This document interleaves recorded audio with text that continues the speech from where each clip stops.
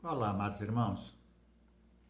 Quero saudá-los com a graça e a paz do Senhor Jesus. Amém?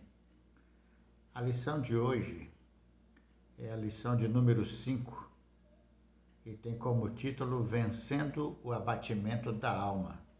Está baseada no Salmo 42, versículo 11. Mas o autor vai trabalhar todo o Salmo 42. Quem escreveu foi o irmão Carlos Henrique Soares.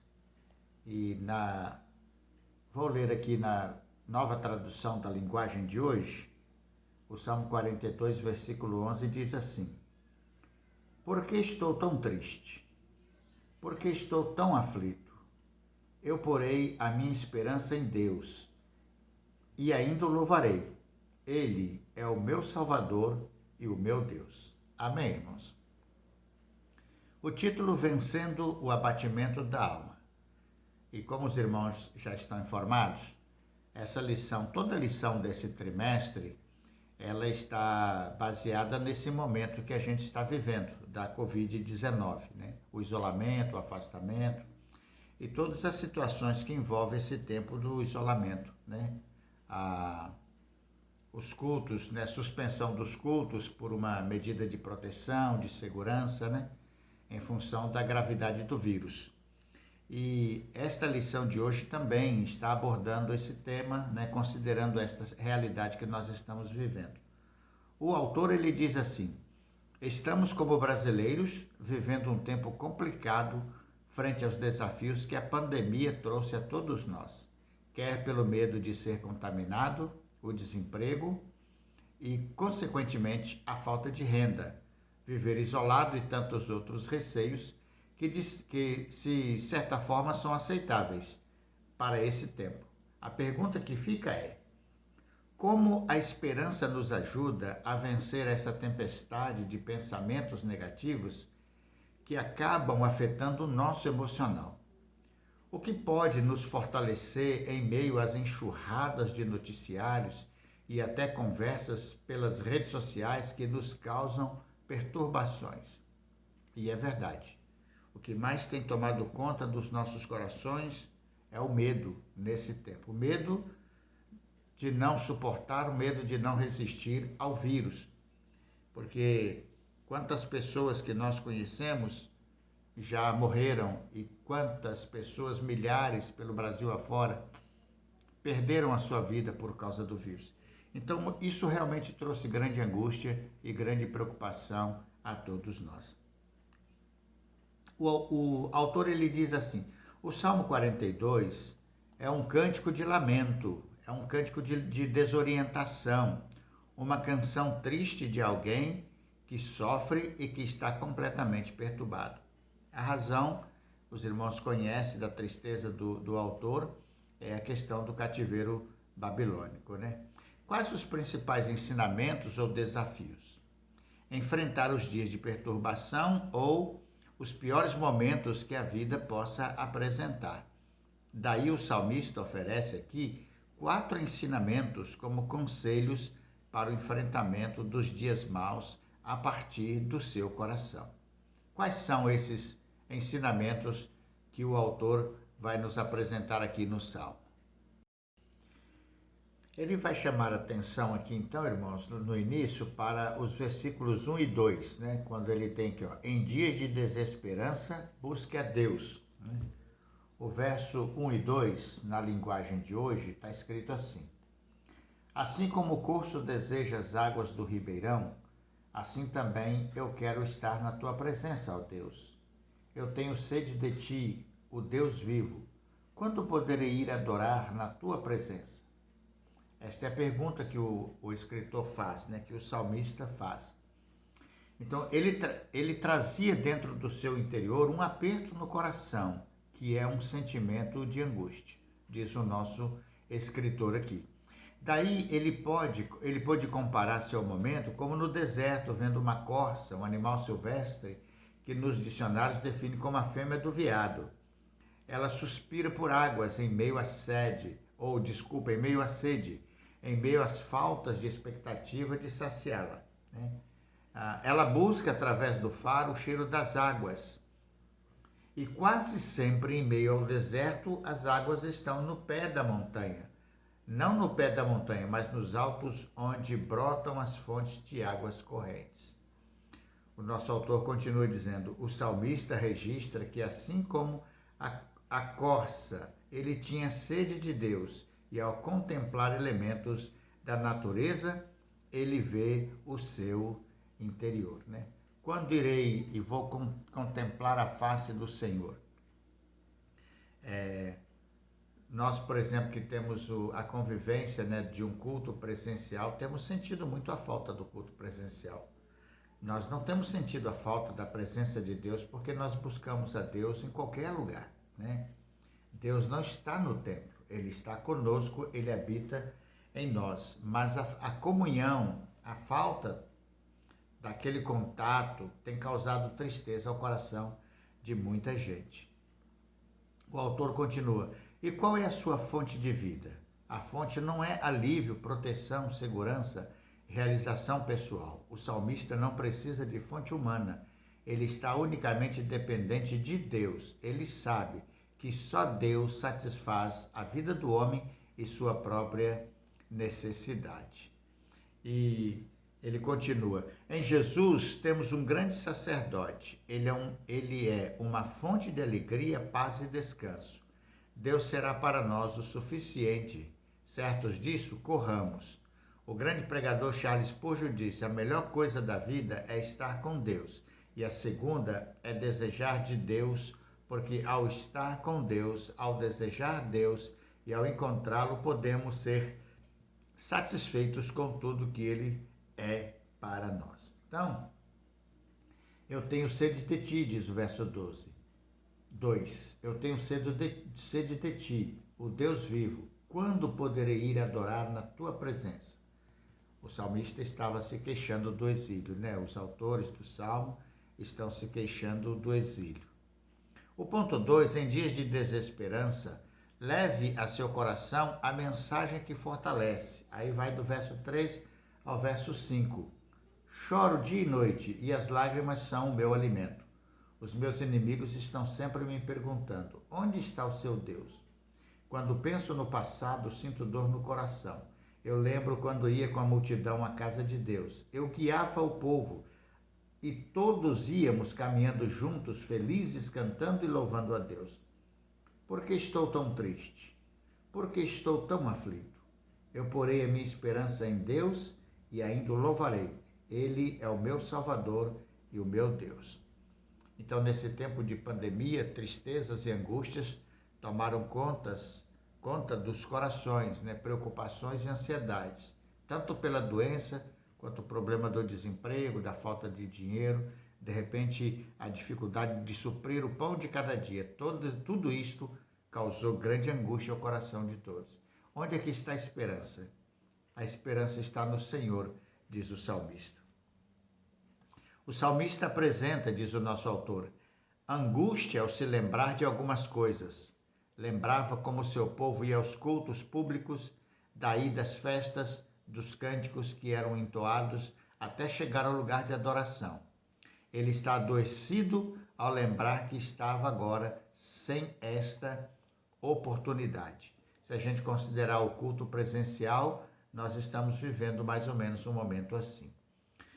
Ainda diz o autor, no versículo 5 ele prega para a sua própria alma: por que estás abatida? Eu sei que estamos enfrentando uma realidade que nos tira a esperança, mas a solução é esperar em Deus. Nós precisamos aprender a termos respostas para os questionamentos do nosso coração. Estas respostas, com certeza, estão no Senhor. Ponto 3. Em dias de desesperança, lembre-se de Deus. Verso 6 até o verso 8. Que diz: o meu coração está profundamente abatido, e por isso eu penso em Deus. Assim como o mar agitado ruge, e assim como as águas das cachoeiras descem dos montes Hermon e Mizar e correm com violência até o rio Jordão, assim são as ondas de tristeza que o Senhor Deus mandou sobre mim. Que Ele me mostre durante o dia o seu amor, e assim de noite eu cantarei uma canção, uma oração ao Deus que me dá vida. Nesses versos, o autor comenta, no versículo 8, o salmista, em sua oração, tem uma certeza. Ele conta em meio aos dias maus, com a misericórdia do Senhor, de dia e à noite, uma oração de louvor a Deus. Durante o dia, o salmista orava, clamando ao Senhor seu amparo e sua proteção, e à noite ele louvava a Deus, ele glorificava e bendizia o nome do Senhor. O salmista não vê os problemas, as lutas, como algo do diabo ou consequência de seu próprio pecado, diz o nosso autor, mas consegue ver tudo como oriundo da ação de Deus e fazer disto seu cântico, sua oração dia a dia. Um abismo chama outro abismo ao ruído das tuas catadupas. Todas as tuas ondas e vagas têm passado sobre mim. Grifo do autor. Muitos cristãos influenciados pelo misto de pregações que ouvem ou participam, começam a achar que tudo que acontece e que inquieta vem como uma seta do diabo, interferência do inferno e etc. Daí tais frases de efeito tais como pisa na cabeça do diabo, está repreendido, determino isto ou aquilo, não aceito e por aí vai. Mas a pergunta precisa ser, e se as ondas agitadas tiverem a mão de Deus para nos trazer um novo tempo ou amadurecimento, crescimento e maturidade? O nosso autor quer dizer o seguinte, irmãos. Enquanto muita gente atribui a Satanás tudo o que está acontecendo nesses dias, não é? Ele diz que nós deveríamos nos perguntar se tudo o que está acontecendo, se porventura não é a mão de Deus para trazer a nós um novo tempo, né? Um novo amadurecimento, um novo crescimento espiritual, né? Nos levando à maturidade cristã. Ele diz que esta é a pergunta que a gente precisa fazer.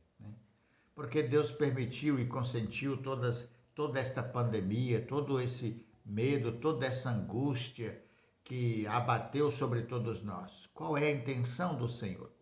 É isto uma obra de Satanás? Muita gente às vezes pensa assim. Outros dizem que isto é um castigo de Deus. Mas o autor reflete um pouco mais além. Não seria isto a mão de Deus para trazer a nós um novo amadurecimento espiritual, um novo crescimento, uma nova maturidade cristã, um novo tempo para que a nossa vida prospere espiritualmente para a honra e glória de nosso Senhor e Salvador Jesus? Talvez estivéssemos vivendo uma vida religiosa não agradável aos olhos de Deus. Então ele permitiu que isto acontecesse, para que houvesse em todos nós, um despertamento espiritual, um crescimento, uma maturidade, e pudéssemos parar e refletir acerca do que realmente vale a pena nesta vida. Esta é a chamada que o autor faz nesta lição. O ponto 4, em dias de desesperança, persevere. Versos 9 até o verso 11, continuo lendo na Nova Tradução, que diz assim: Pergunto a Deus, a minha rocha, por que esqueceste de mim? Por que tenho de viver sofrendo por causa da maldade dos meus inimigos? Até os meus ossos doem quando os meus inimigos me ofendem, perguntando todos os dias, onde está o seu Deus? Por que estou tão triste? Por que estou tão aflito? Eu porei a minha esperança em Deus e ainda o louvarei. Ele é o meu Salvador e o meu Deus. O salmista revela em suas palavras que o seu interior está cheio de dúvidas e dor na alma, assim como todos nós nos sentimos em meio às dores e às crises. Daí ele faz algumas perguntas. Por que esqueceste de mim, ó Deus? Por que ainda sinto a pressão dos meus opressores? Deus, o Senhor foi embora? Por que me perguntam onde está o meu Deus? A tristeza do salmista é real, mas não para. Ele persevera em trazer para si mesmo a esperança, as convicções do coração. Às vezes, a nuvem escura parece permanecer sobre a família. As lutas são terríveis, mas precisamos trazer à mente a certeza de um Deus presente, que é o Emanuel, Deus conosco. Então, enquanto o inimigo cobrava dele uma prova da existência de Deus, porque Deus teria permitido aquilo, porque Deus teria consentido todo aquele castigo, aquele sofrimento no exílio, parecia que Deus os havia abandonado, que Deus não estava mais ali com eles. Isso causou tristeza ao coração do salmista e talvez pode ter causado também algumas dúvidas sinceras no coração dele. Mas mesmo nas dúvidas, ele para e reflete e ele resolve e decide continuar depositando a sua confiança no cuidado de Deus, né? Então, quando ele diz, eu porei a minha esperança em Deus e ainda o louvarei. Ele é o meu Salvador e o meu Deus. Ainda que ele tivesse dúvidas no coração. Todavia, ele decidiu continuar confiando, perseverando e esperando em Deus. E o nosso autor continua dizendo assim: uma das atitudes que qualquer cristão precisa entender é não se apressar em exortar os que sofrem ou que estão desesperançados. Lembremos-nos de Jó, que, em meio ao sofrimento, recebeu a visita de pessoas que não acolheram a sua dor, mas só serviram de juízes para condená-lo com um discurso de dúvidas e cobranças. Onde está o teu Deus? Você pecou? Está debaixo da ira de Deus? Já ouvi de muitas pessoas, diz o autor, em profunda depressão, o desabafar que perguntas iguais a esta lhe foram feitas. Isto é cruel. Em meio ao sofrimento de alguém, não fale, esteja apenas ao lado, acolhendo. Isso será suficiente. O salmista, em meio a todas as perguntas e lágrimas, faz como se fosse uma outra pessoa trazendo para si a resposta. Alma, por que está abatida? Nem tudo está perdido. Espere em Deus. Por que está você perturbada? Espere em Deus. Ainda chegará o tempo de cantar. Isto passará. Não esqueça, alma, o Senhor Deus é a salvação. Ele é Deus e nele podemos confiar. Persevere. Isto vai passar, diz o nosso autor. Então, ele fala do diálogo que o próprio salmista, que os próprios salmistas fizeram com eles mesmos naquele momento de angústia, de tristeza, de dor, de sentimento de abandono que eles estavam enfrentando. Nós estamos passando por um momento muito difícil nesses dias, mas devemos perseverar na nossa fé e na nossa confiança, porque Emanuel, Deus conosco, que é nosso Senhor e Salvador Jesus, Ele está conosco e sabe da nossa luta, conhece as nossas batalhas e tem nos abençoado, nos guardado do mal, do vírus, tem livrado a nossa vida da morte e suprido cada uma das nossas necessidades segundo a sua misericórdia. Então devemos continuar perseverando e confiando, ainda que a dor, a tristeza, a angústia e às vezes a própria dúvida paira sobre nós, bata a porta do nosso coração. Todavia, Deus está conosco e continuará conosco e permanecerá conosco até o dia de nosso Senhor e Salvador Jesus Cristo. Que Deus nos abençoe ricamente em nome do Senhor Jesus. Amém?